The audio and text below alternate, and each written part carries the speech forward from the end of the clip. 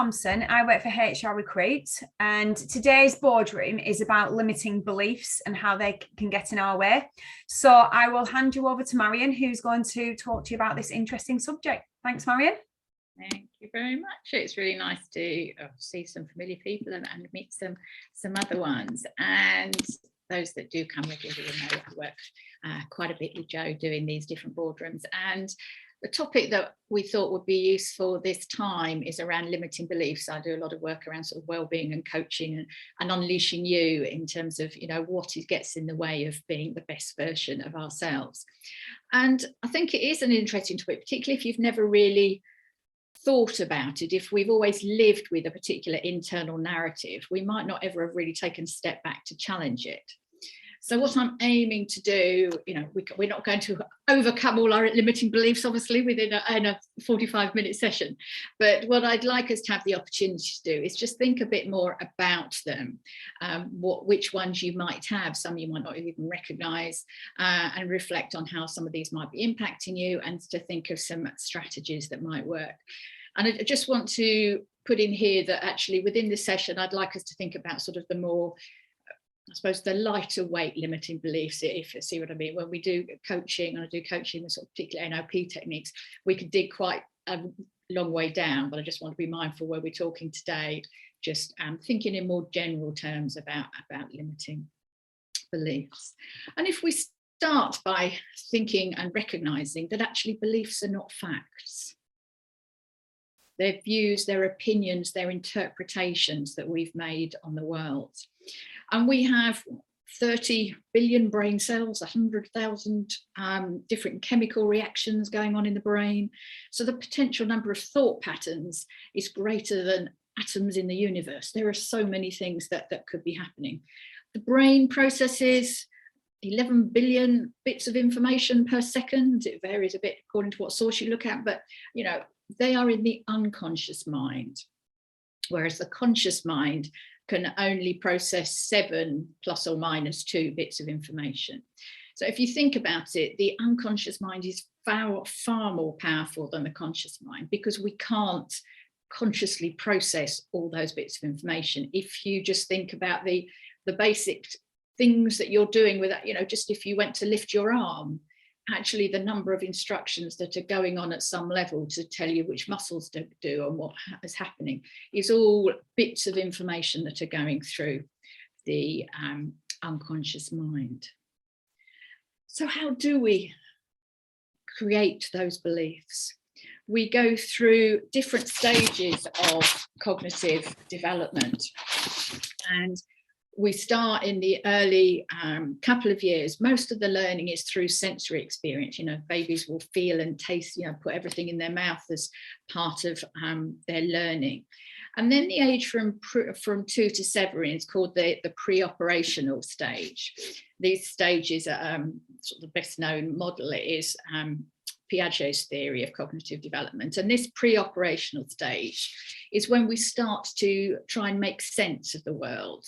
We learn to talk, we embed beliefs about ourselves, but we can't yet use logic to interpret information. We'll take things as fact, which is why when we do some deeper work around limiting beliefs, they can often stem from totally inconsequential things that have happened when somebody was 5. A teacher at school called them stupid as a passing comment. I don't think it happens quite the same way, hopefully, now, but they internalize it as a child because they haven't got the other skills to rationalize whether that's actually true, and that becomes embedded as a belief at a young age. As we grow up, so the next stage, 7 to 11, we start to develop more logical thinking, and then as we grow up, we get more sophisticated ways of thinking, abstract ideas, deducting thoughts from different information. But what tends to happen is we don't actually go back and look at some of those beliefs we created when we were 5 and re-examine them with the greater cognitive, more sophisticated skills we have at a later stage. We are still taking them as fact and we are believing them. So sometimes when we are, challenging our limiting beliefs, that's effectively what we're doing. We can go back and look at some of these beliefs that we have got, recognize they're not facts, and look at how, right, with the awareness I have today, how can I understand this differently? So our beliefs can be influenced by the experiences we've had ourselves, the things that we've encountered, the things that have happened to us. We create beliefs around that. There will be things around people around you, society expectations, fear or excuses for things can be linked to the beliefs that we create. But just remember the fact they are not facts. And if anybody has done any or come across NLP or neuro-linguistic programming, and quite a bit of what we'll be talking about today is linked to that. And with NLP, we have these things called presuppositions of NLP. So they are statements that are not fact, but it is helpful for purposes to take them as fact. And the one I think that is really relevant here is the fact that the map is not the territory. So we form a perspective on something based on our awareness, our understanding, our interpretation, but the map is not the actual reality, if that makes sense. So thinking about that. But if we think about how we communicate, and this is very much linked to where the limiting beliefs become evident, we process information from the outside, and we have different ways of interpreting information. We use all our different senses, the visual bit, we have internal pictures, the auditory, the sounds we hear, the things people say about us, what we hear going on around us, the kinesthetic, our internal or external feelings and touch, as well as our emotions, and then obviously the other senses of smell and taste. So if you were to think about something, you would have representations in those different areas. So if you think of chocolate, you would have a picture of it. You would probably be able to have a taste, think what it tastes like. You would have a number of senses that would give you that internal representation. But if we think that of all information that is coming to us is going through a number of filters, which will distort, delete, and generalize some of the information that we are receiving. And most of that is happening unconsciously. So the distortion means we are misrepresenting reality by making shifts in our experience based on the sensory data we've got. There's a well-known story in Indian philosophy of a man walking along the road, and he sees a snake and he reacts to it, and then as he gets closer he actually sees it's a piece of rope. So it's how we are internalizing and the representation that happens from the outside cues. So we can delete things as well. We take selective attention to what is happening. We leave out or we overlook other parts. We have to do that because otherwise we will have a complete sensory overload. Remember, we're already processing millions of bits per second. And then we will generalize, we'll draw conclusions based on a limited number of experiences. We form an opinion about something based on a small element of the information available. At a very simplistic level, we'll hear one piece of music by a band and we don't like it, we decide we don't like the band, whereas we haven't heard all the music that they can create. So it's very simplistic, but we'll generalize our belief around something.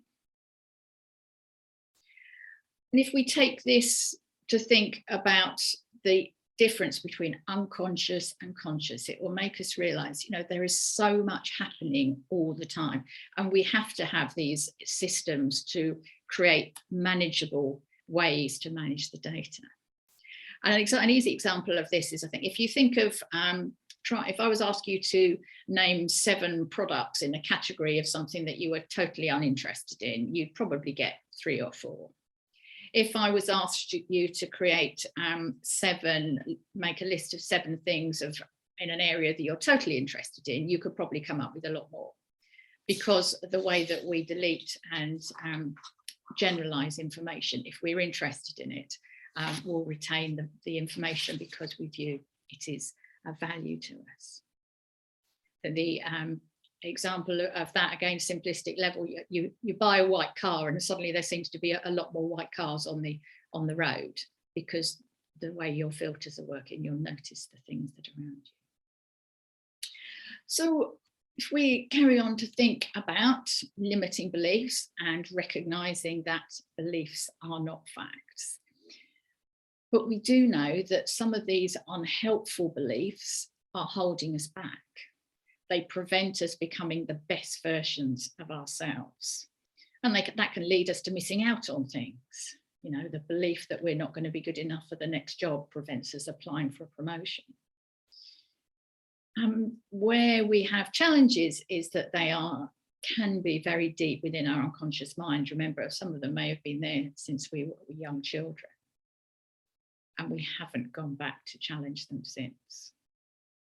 And if it is a constant negative self-talk, the more we hear, the more we'll reinforce and the more we'll believe it. And we can have different types of limiting belief. We can have beliefs about the wider world, that things are just outside our control. Time is a common limiting belief. I haven't got time. Well, actually, we all have exactly the same amount of time. We choose to do different things with that same amount of time. About other people, this is often about caring about what other people think of us. Limiting belief, behind social anxiety and those sorts of things are, people will think I'm stupid, people will think I'm boring. It's linked to, wanting to be perfect, that requirement, that belief that we need to behave in a certain way. And then we can have limiting beliefs about ourselves. We believe certain things about us, that we're boring, stupid, awkward, nobody will want to talk to us, all these sorts of things. Or, that we're too tall, or we can't learn new things. And actually, some of these beliefs, in some context, they will be correct. I might be too tall to walk under a certain height of arch, but at another time, the tall will be an advantage. So sometimes an element of what we're believing will be correct in a particular context. Others are fundamentally not going to be true. Nobody is stupid.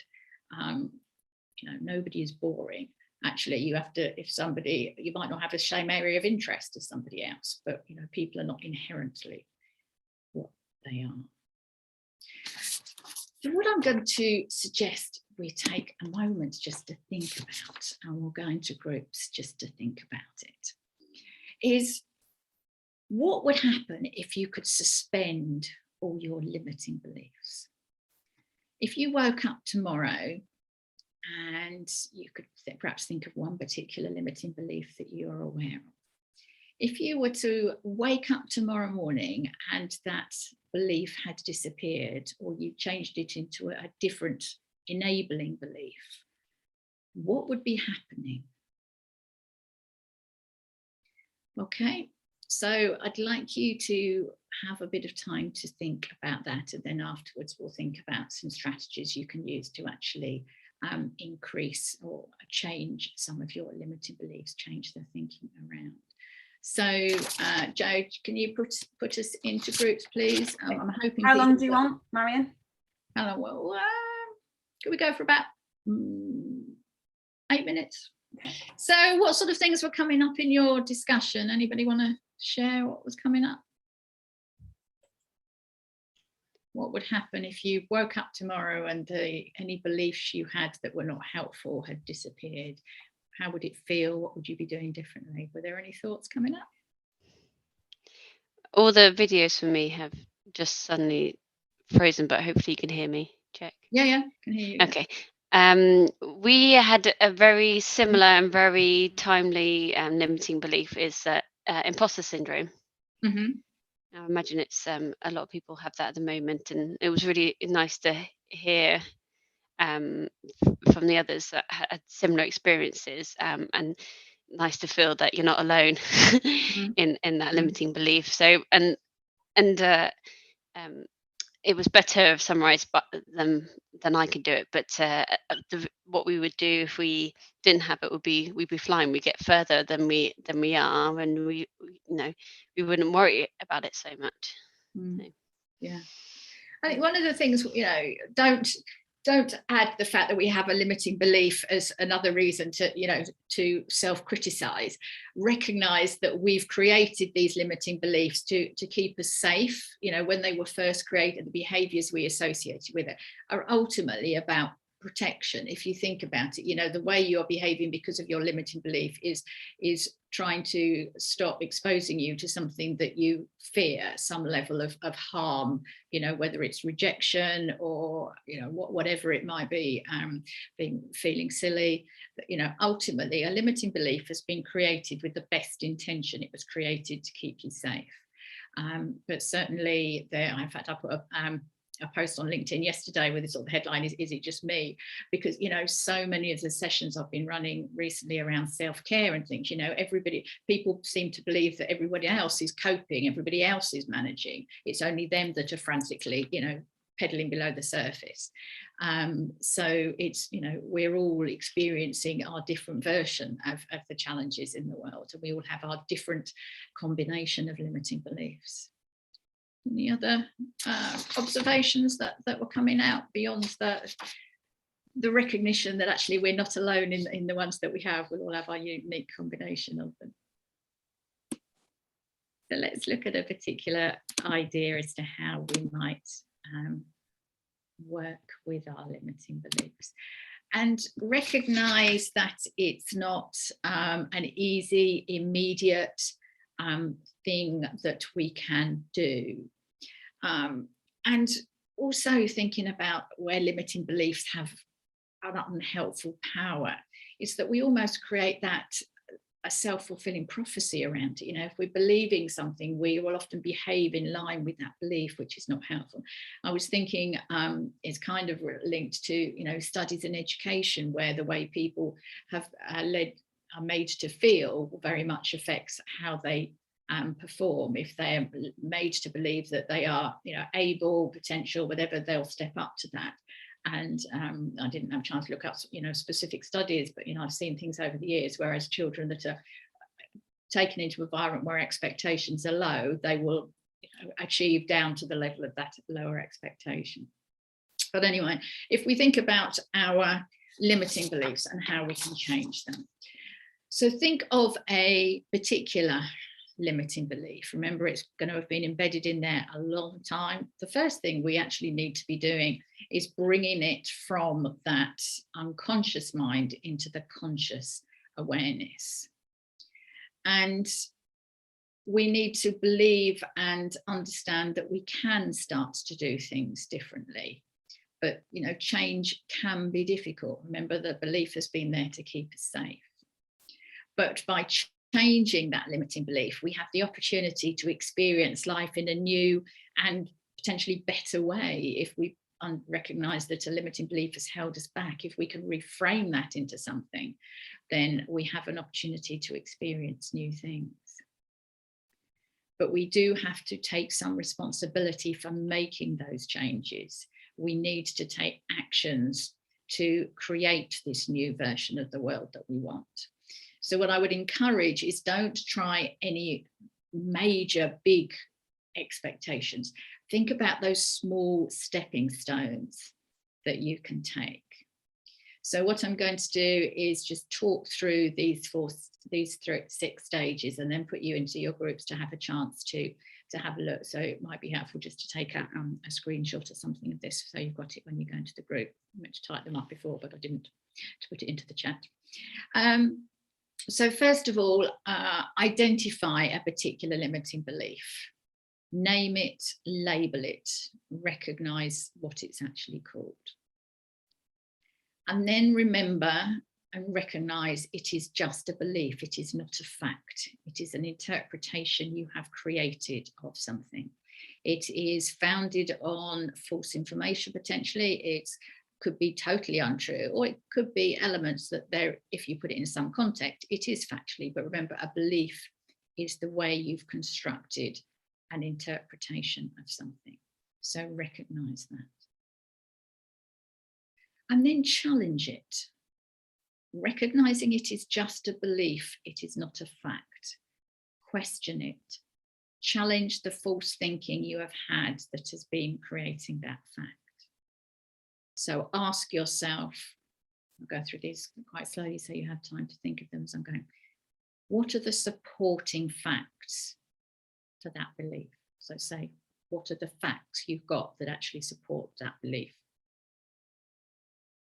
Did I always think this way? If not, what has changed?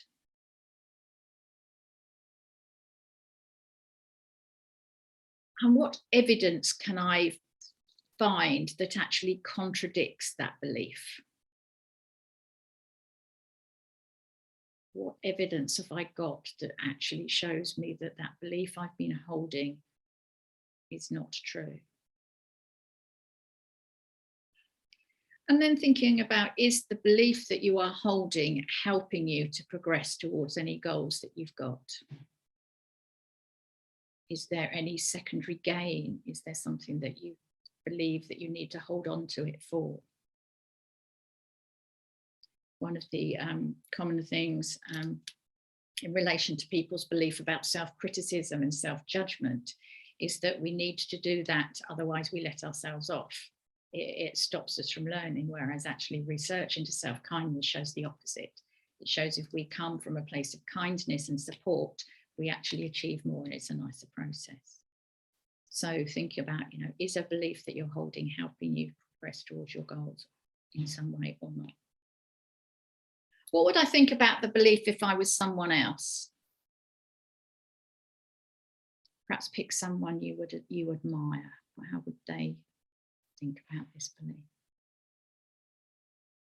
So those are things that you could use to challenge a belief. And then recognize the consequences of that belief. So by holding a belief that I'm not good enough, therefore I'm not going to apply for the next job, I'm not going to get a promotion.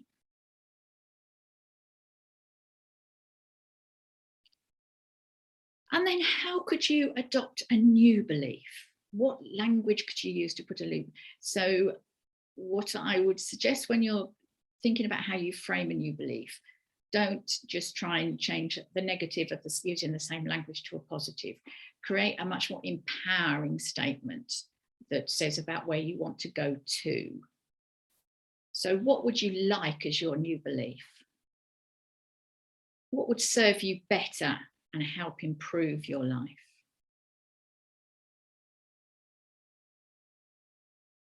Take some time to think about this. Use different language, so it's not just the opposite to your limiting belief. You're not going to do all of this in the few minutes you'll have in a room, but I mean, what I'd like you to do is start sowing the seeds of it. You'll have brought it to the conscious mind from the unconscious just by starting the conversation. So you can continue the process about it. And then the adopting a new belief, the other element of that is really important is that area of what I would call state management. If we adopt this new belief, how do I hold myself differently? What difference does that make when I present as that person with this new empowering belief? If I'm walking into the room with my new belief, what will I look like? How will it feel? Really do that state management, the body posture, all the things that come with it. Say it out loud. And then practice. Remember, we've had a lot of practice with the one that's been there for a long time, that limiting belief. So we won't instantly change it. So what small actions can you take to test your new belief? Because we need to really change that level at a deep level. Create the new reality you want in very small steps. So for example, a limiting belief might be, so we keep it at a fairly sort of superficial levels, I don't have time to exercise as a negative, whereas a more empowering one is important to exercise for my health. So if I know it's important to exercise for my health, what am I going to do? So think about those sorts of things. So we'll go back into groups now, and it'll give you an opportunity to think through that process, start the reflection around it. You won't complete it, but I would really hope that you'll do so afterwards. But it's a technique that I think it is a useful step-by-step one. But the first one, the most important thing, is really identifying it and labeling it, which is not always quick to do, particularly if it's one of the long-held ones. But Jo, would you put people back into groups, please? So in the couple of minutes we've got left, what sort of things were coming? Obviously, I'm not asking people to share things in the room that they're not comfortable with, but how did the conversation go in terms of what you were recognising, what you thought you might be able to do differently?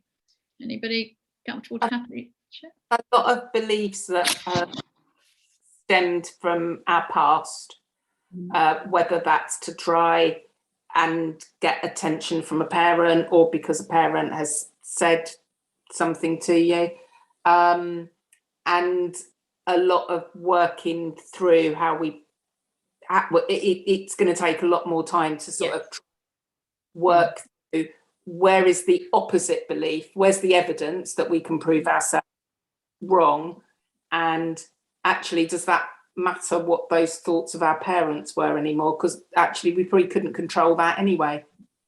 And remember that our interpretation of that was our interpretation at the time. It wasn't a fact, as such. And where I said right at the beginning today, I want to be careful, I didn't want us to be trying to dig into some really deep things that could be quite sensitive when I do sort of timeline NLP, when we are really digging down to find the root cause of some big limiting behaviors. It can uncover some quite emotional things. But if we look at some of the other limiting beliefs we have on a day-to-day basis, the most obvious one is I don't have time. Actually, it's about what we can do differently. Where's the evidence? But yeah, I think, the big ones do come from that early stage of development. I think what I'd like to acknowledge, given that we're all on Zoom, never met each other, and this is a 45-minute, is just how open and honest we were with each other. And I wonder if we're as open and honest with ourselves. Yes. Yeah. Or actually thinking it through, whether almost that level of anonymity we have, because we makes it a subway easier. But yeah, thank you for everybody, because obviously I know in the groups it is having that discussion that creates the value and the opportunity. So the intention today certainly wasn't to be trying to uncover or dig deep into things. It was more understanding what limiting beliefs are and giving us some techniques that we might manage to start to use to reframe things, and recognize that if we've had long held beliefs, then actually we can't instantly change them. We have to work at it and stay with it, and find ways of giving ourselves reward and acknowledgement, and as that process happens. Thank you, Joanne. Any other comments?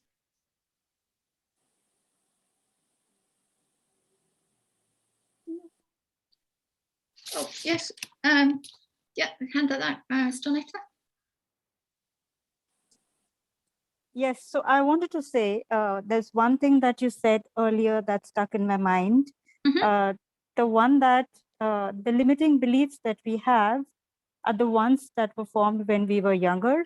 And now when we look at them, we have to look at them through adult eyes and see whether they are working for us or not, whether it is something as small as exercising or the fear of failure, which is what I have.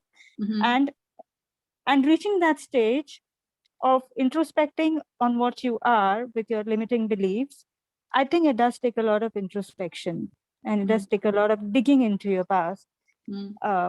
So sometimes it does get a little uncomfortable in some cases, but yeah, it's a work in progress. So thank you again for saying that.